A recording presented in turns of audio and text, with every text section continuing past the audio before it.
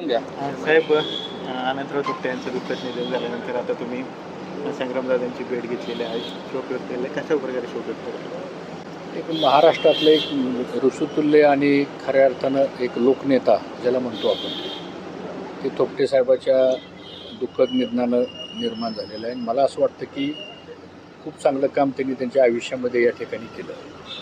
थोपटे परिवार आणि आमचा पाटील परिवार हा 4 पिढ्यांचा ऋणानुबंध आहे. म्हणजे आमचे काका शंकरराव बाजीराव पाटील थोपटे साहेब, आणि त्या काळामध्ये मंत्रिमंडळात किंवा मी सुद्धा विधिमंडळात असताना 95 ते 99 आणि 2004 ते 2009पर्यंत 10 वर्ष थोपटे साहेबांना आम्ही पण विधिमंडळामध्ये काम केलं. पुन्हा 9ला संग्रामदादा आमदार झाले, बरोबर काम केलं. मला असं वाटतं त्यांच्या जाण्यानं विशेष करून महाराष्ट्राचं एक वेगळं नेतृत्व थोपटे साहेब होते.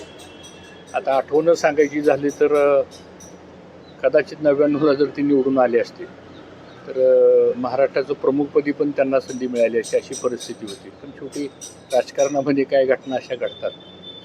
थोपटे साहेबांनी आज जे काही महाराष्ट्रामध्ये जे सरप्लस दूध दिसतंय तुम्हाला, खरंच दूध महापूर योजना जर महाराष्ट्रात कोणी आणली असेल ती थोपटे साहेबांनी आणली. एक काळ असा होता, आम्ही लहान असताना मंत्रालयामध्ये मंत्र्याकडं 200 मिलीच्या दुधाच्या बाटलीसाठी परमिट आणायसाठी लाईन लागायची.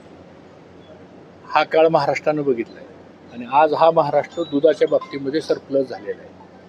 हे केवळ आणि केवळ थोपटे साहेबांसारखं दूरदृष्टी नेतृत्व होतं की ज्यांनी दूध महापूर योजना आणली. ऑपरेशन फ्लड 1, ऑपरेशन फ्लड 2, आणि मग तालुका संघ, जिल्हा संघ, महानंदा ह्या ज्या काही व्यवस्था निर्माण केल्या, आणि त्यामुळं ह्या डोंगरी भागातल्या लोकांना, गोरगरीब लोकांना, कष्ट करणाऱ्या लोकांना, ज्यांची हातावरची पोट आहेत, त्यांना रोजगार देण्याचं काम, फार मोठं पुण्याचं काम थोपटे साहेबाच्या माध्यमातून घडलं. डोंगरी विकास परिषद ही कोणाला वाटलं नसेल की डोंगरी विकास परिषद निर्माण केली आणि त्यातून निधी उपलब्ध केला.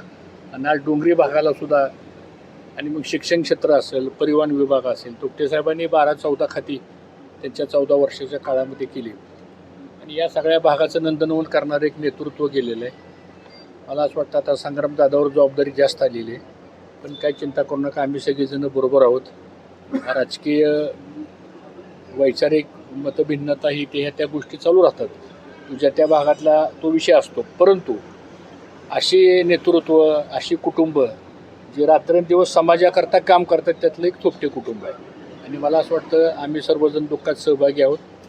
मी एक 4-5 दिवस बाहेरगावी गेलो, तो रात्री आलो, म्हणून आज भेटायला आलेलो आहे.